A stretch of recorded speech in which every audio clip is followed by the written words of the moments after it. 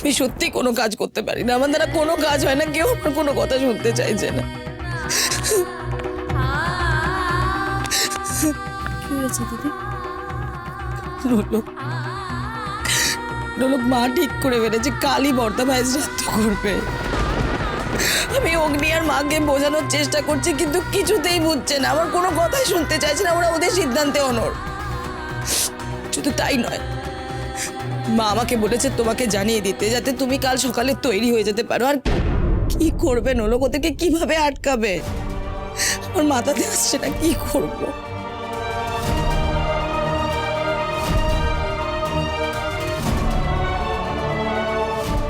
চিন্তা করো না মিষ্টি দিদি, আমি আমার স্মৃতির সিঁদুর কাউকে মুছতে দেব না, কাউকে না।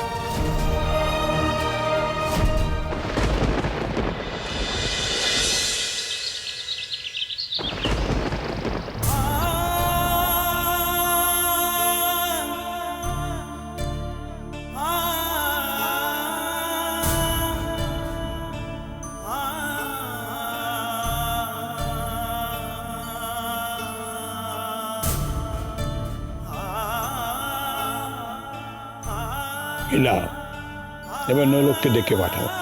হ্যাঁ, ভজরিকে বলেছি ওকে ডেকে আনতে।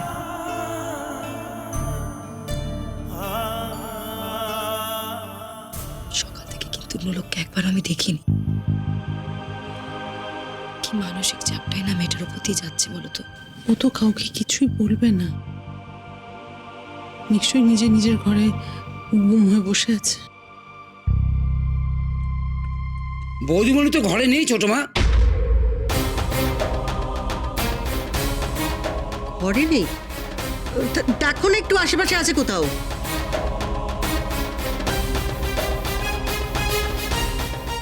আমি একবার দেখতে যাব। তুমি আর কোথায় দেখবে? আমি বাড়ি সব জায়গায় দেখেছি, বৌদিমণি কোথাও নেই।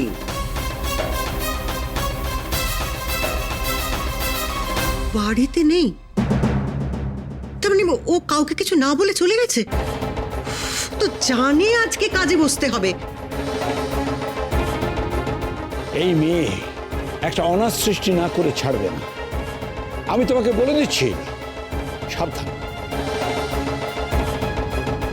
এই মেয়ের হাল ধরো, নইলে গোটা রায় পরিবার ধ্বংস হয়ে যাবে।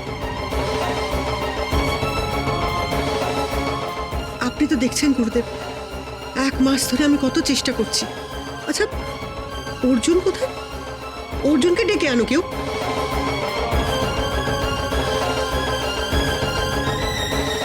ছোট মামি, আমি আগেই ডাকতে গেছিলাম, অর্জুন বাড়িতে নেই। দুজনের কাউকেই পাবে না, একসঙ্গে আছে তারা। একসাথে আছে মানে নিশ্চয়ই কোনো কাজে গেছে। কথাগুলো একটু স্পষ্ট করে ক্লিয়ার করে সবাইকে বল, কমপ্লিকেট করছিস কেন? হ্যাঁ, কাজ মানে তো বৌদির কাজ, তাই তো? কেস লড়বে, সেটা তো আমি লড়লে হতো না, ওকেই লড়তে হবে, না হলে তো মহাভারত অশুদ্ধ হয়ে যাবে।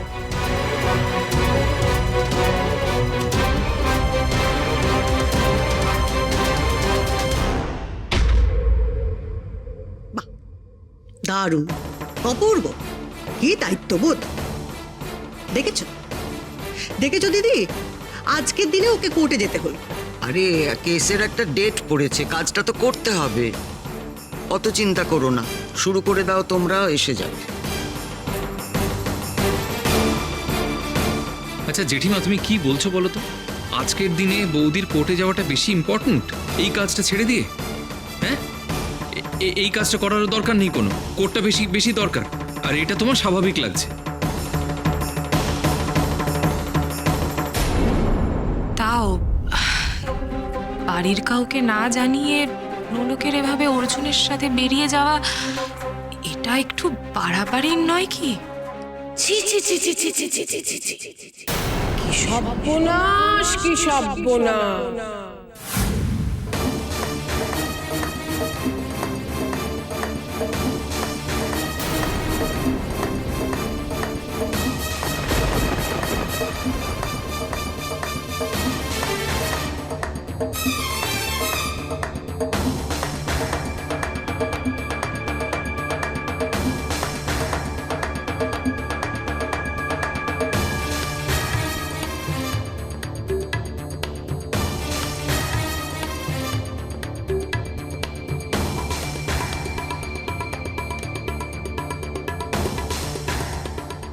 কি সর্বনাশ! আজ না অরিন্দমের শ্রাদ্ধ, আর তার বউই বাড়িতে নেই। দি ভাই তুমি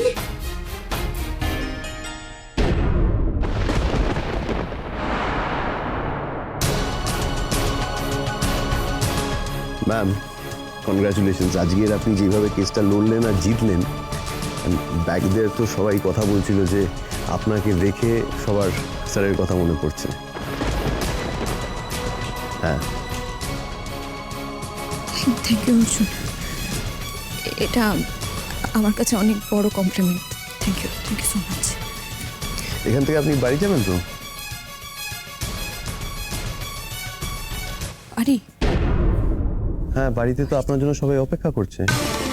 আজকে তো স্যারের কাজ, আর কেউ বোধহয় জানেও না অগ্নি স্যার ছাড়া যে আপনি কোর্টে এসেছেন।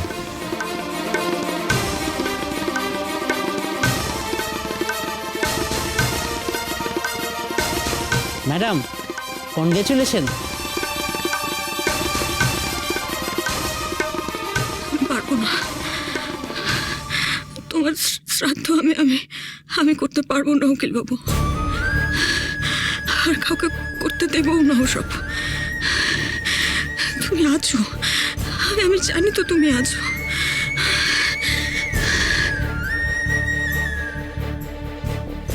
ম্যাম ম্যাম ম্যাম ঠিক আছে, এই একটু ধরুন না ফাইলটা, একটু এটা ধরুন প্লিজ, একটু ধরে বসুন ম্যাম আসুন।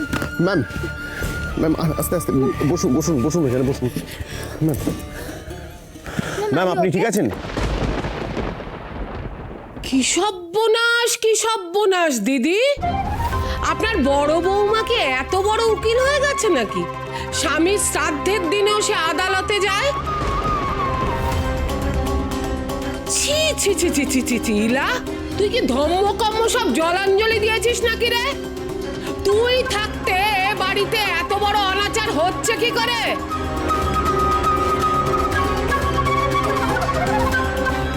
আসলে তুমি তো ছিলে না দিদি ভাই, আজই হঠাৎ হঠাৎ এলাম আমার কপাল। তোরা তো কোনো খবর দিসনি। তীর্থ করে বাড়িতে এসে খবরটা পেয়ে ছুটতে ছুটতে এলাম।